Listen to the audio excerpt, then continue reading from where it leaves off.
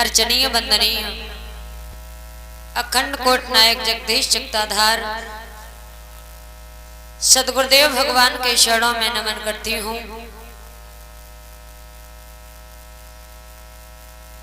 कंठस्थ विराजमान मां सरस्वती जी के चरणों में कोट कोट प्रणाम, कोट कोट नमन करती हूँ। इस मंदिर में विराजमान माता रानी के चरणों में कोट कोट नमन, कोट कोट प्रणाम करती हूँ। आए हुए इस भागवत पंडाल में विराजमान भगवान के प्यारे प्यारे भक्त, दूर देश से आए हुए सभी भक्तगण, पिता तुल्य बुजुर्ग, माताएं एवं बहनें, सभी भक्तों को मैं इस व्यासपीठ से एक बार राधे कृष्ण।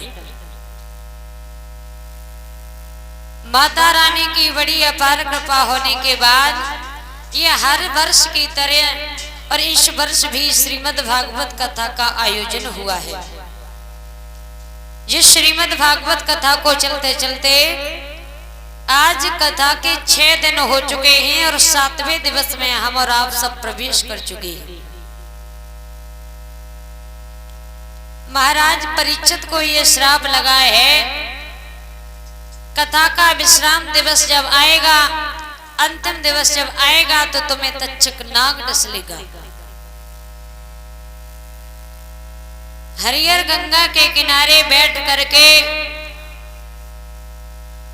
अभिमन्यु पुत्र परीक्षित व्यास नंदन सुखदेव भगवान की बड़ी ही ज्ञान रूपी, बड़ी ही ज्ञानमयी चर्चाओं का रसापान करा रही है।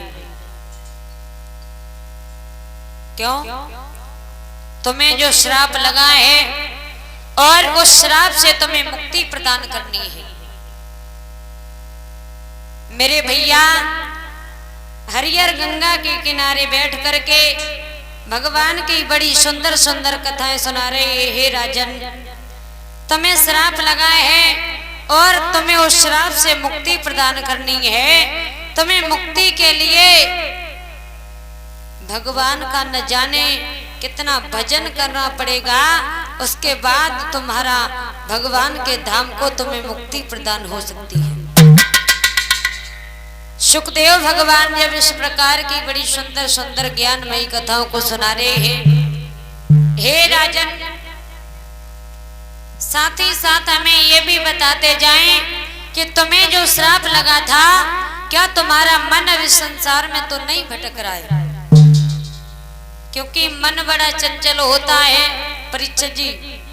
अगर मन को बस में कर लिया है तो समझ लो मेरा कल्याण हो जाएगा। मन की जितनी इच्छाएं पूर्ण करने में लगे रहोगे, जितनी काम वासनाएं पूर्ण करने में लगे रहोगे, ये मन उतना ही आगे बढ़ता जाएगा। मेरे भैया, मन को अगर भगवान के भजन में लगाना है तो धीरे धीरे संसार से मन को हटाएं और धीरे धीरे भगवान के चरणों में, भगवान की तरफ अपने मन को बढ़ाते जाएं। बड़ी सुंदर सुंदर भगवान की कथाएं चल रही हैं। हे राजन, तुमने कभी अपने हाथों से पुण्य नहीं किया है तो कभी पाप भी नहीं करना। बताया तो ये जाता है, जहां तक हो सके वहां तक हमें अपने हाथों से दान और पुण्य अवश्य करने चाहिए। कहीं भगवान की कथा होती हो, तुम्हारे लिए निमंत्रण नहीं आया, कोई खत नहीं आया है, तो भंडारा खाने के लिए नहीं जाओ, लेकिन भगवान की कथा सुनने के लिए अवश्य जाओ। क्योंकि